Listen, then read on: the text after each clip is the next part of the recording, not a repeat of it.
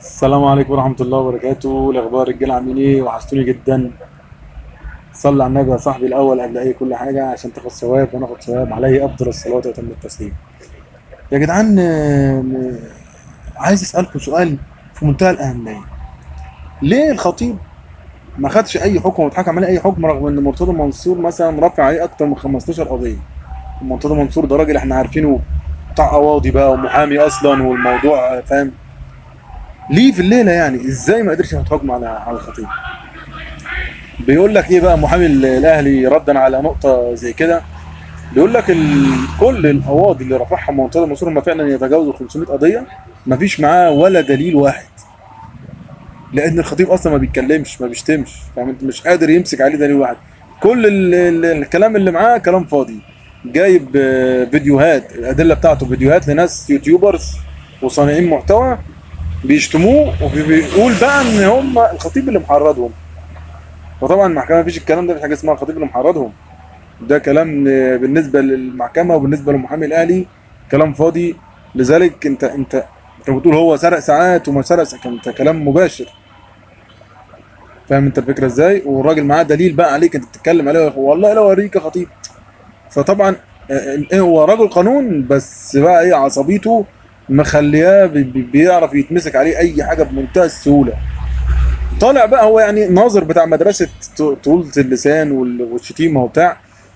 فمحامي الاهلي بيقول لهم اي واحد فيكم هيخش في المدرسه دي ان كان ميدو ولا غير ميدو ولا خد غنوه، اي حد يخلي باله لان الناظر بتاع المدرسه حبسناه. فاللي هيزود هيتحبس.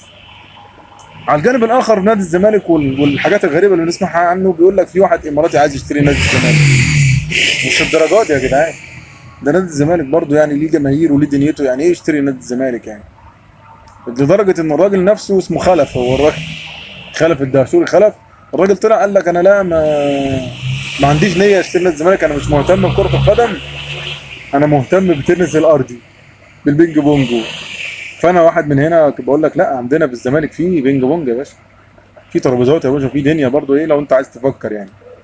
الله يكون في عون جماهير الزمالك، اقسم بالله. ده عندهم حتى في البطوله العربيه الزمالك هيلاعب الاتحاد المنستيري التونسي يوم 28، ويوم 31 هيلاعب الشباب السعودي. على اللي انا شايفه دوت، والوضع بتاع اسوريو واصراره ان هو لا هي دي طريقتي كده، وبيقول لك كده في المؤتمر الصحفي وش كده، اللي مش عاجبه مش عاجبه، هي دي الطريقه بتاعتي. عاجبك مش عاجبك، هي دي الطريقه بتاعتي. مش عارف ده ايه ده رد يعني؟ مش فاهم. فكرني بحسام حسن لما الراجل بيقول له انت ليه نزلت مش عارف ابو كونيه وطلعت، قال له انت مالك؟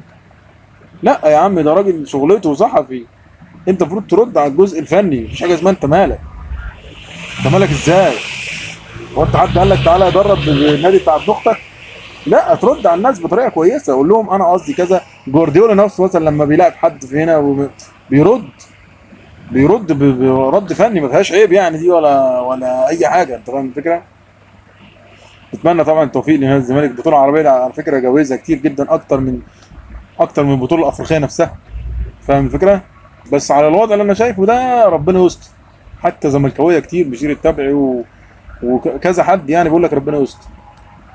على الجانب الاخر طبعا احنا النادي بتاعنا العظيم بيطالب اتحاد الكوره ان الاستاد في مباراه الحرس يبقى عن اخره ساعه كامله للاستاد، لان احنا هنحتفل بالبطوله من جانب واحد. يعني الحرس ما عندوش جماهير، فمن حقنا، من حق النادي الاهلي ان هو يطالب بالساعه كامله للاستاد لانه عايز يحتفل وسط جماهيره.